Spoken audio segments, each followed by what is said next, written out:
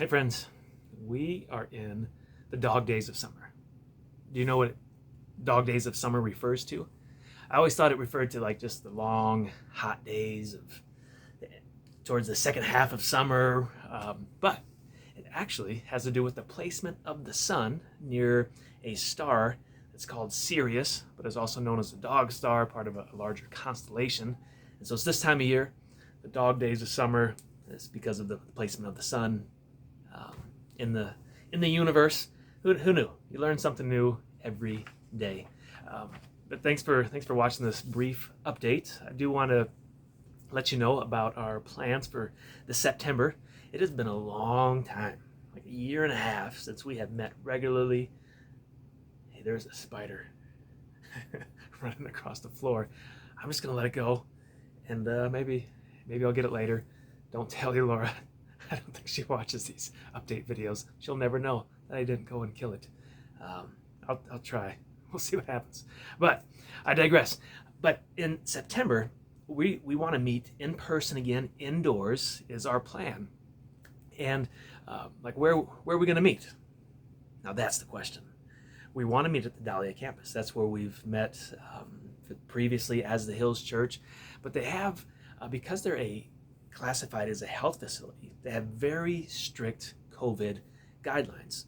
Guidelines that make hospitality and creating a welcoming environment challenging. So for example, everybody has to wear a mask whether vaccinated or not. Elora and I are both vaccinated. So we wouldn't want to wear a mask, but if you did want to wear a mask, that would be totally okay. And they're saying no food, no refreshments, no coffee inside. Everybody has to sign in every week that they've entered the building. Do the COVID checks, checking temperature. Which checking temperature, that's not a huge thing. But when you put it all together, it's just not. I mean, can you imagine the Hills Church without food? It's a challenge, and so we're looking at some other options. Maybe some other places where we can meet. And if you know of a place, let me know. I've already talked to the school district, and we can meet at one of the elementary schools in the neighborhood. We've already got approval for that. But even there, the rent is it is 3 times more than we're currently paying at the Dahlia, and we still may have the same restrictions there. We don't know yet, so there's just some things up in the air. So be praying for us that God provides a space for us, and as we get ready to meet in person, it's almost like we're restarting the church in some respects. So like for our ministry teams, we're starting from scratch, and so our ability to gather and to love one another and to grow is it coincides with our willingness to serve one another. Like our entire team is bivocational or co-vocational, which means they work other full-time jobs.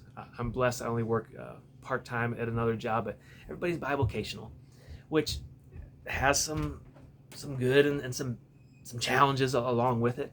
But the good is that it requires us to not be like religious professionals dispensing spiritual goods. Like I don't think that was ever God's intention. Like that we're supposed to. We all have gifts in the body. We all have something to offer. We all can learn from one another. And so my challenge to you is to think about like when we gather on Sundays, how does God want to use you? What is that place that you can serve? And so we're talking about children's ministry, and we're not asking for like an every week commitment, once a month, like teaching an elementary class or a preschool class, or maybe joining our hospitality team, like creating an environment where life change can take place. Like just as someone's entering the building, receiving an encouraging word can go a long way when someone's maybe had a long week, a tough month, and to just be encouraged as part of the hospitality team, a warm, hot cup of coffee, some refreshments, just can help lift the burden where people can then hear from God. If you're gifted musically, like it's been a challenge for us to build that team with COVID restrictions and not wanting to, come in contact with a lot of people. But as we gather, if you're gifted with singing or instruments, if you are, oh man. So Can I watch something? Hold on. Look at who Dad's Hi. talking to. Hi. Okay. Yes. All right. Uh-huh. Can I watch something on the Kindle? Okay. All My right. big one? The big one? Yep. We're just gonna roll with it. I think I was talking about ministry teams. Our tech team, audio visual team. If you are tech savvy, like we're gonna be doing live streaming when we get back, and all. So there's just a number of ways that you can participate in what God is doing in the neighborhood through our Sunday gatherings. And so if you are interested at all, want some more information, follow the link in the comments there. Sign up, let me know. We're gonna start calling people as well, just asking for a commitment. Like, what is it? And again, we're not like, this is not a lifetime commitment. It's like, hey, can you give us 4 months? 4 months on ramp, off ramp, and maybe there's something else that God has for you next. So think about that. And then, because we're getting ready for weekly services in September, in August we're gonna switch things up a little bit, and we're still having our virtual service at 9 o'clock, but we're not gonna have live worship as part of that to give our team time to do other things in preparation. But in place of that, we are going to have a night of worship and prayer in person together in August. I think it's the third Monday night in August. So we're going to gather for an hour and just seek God and worship God together and pray for one another. So make sure you mark that on your calendar. And so, by the way, I went to 5 high schools in 2 different states in 3 years' time. And if you will email me that information, 5 high schools, 2 states in 3 years' time, then Elora and I are going to draw a name. We want to give you a 4 pass to AMC Theater, just something to have a little fun.